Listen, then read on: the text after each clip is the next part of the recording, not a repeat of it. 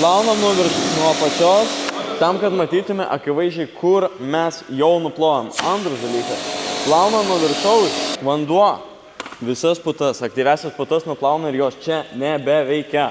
Todėl plaunam nuo apačios į viršų.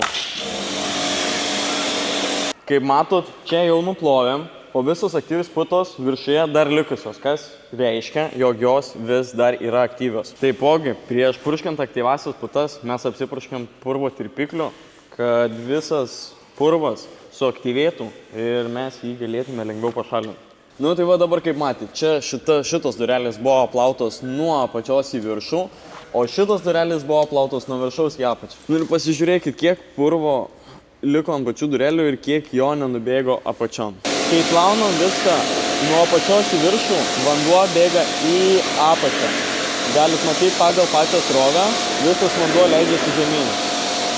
Kai plaunam iš viršaus, tai čia pagal srovę matot, jog viskas kyla į viršų. Ko pasekoje visas purvas kyla į viršų ir jisai taip nenubėga, kaip turėtų nubėgti.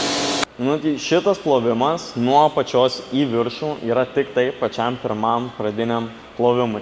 Po to jau, kai mes viską valom su kempine ir taip toliau, mes tada jau galim plauti nuo viršaus į apačią, nuo apačios į viršų, jokio skirtumo tai nebeturi.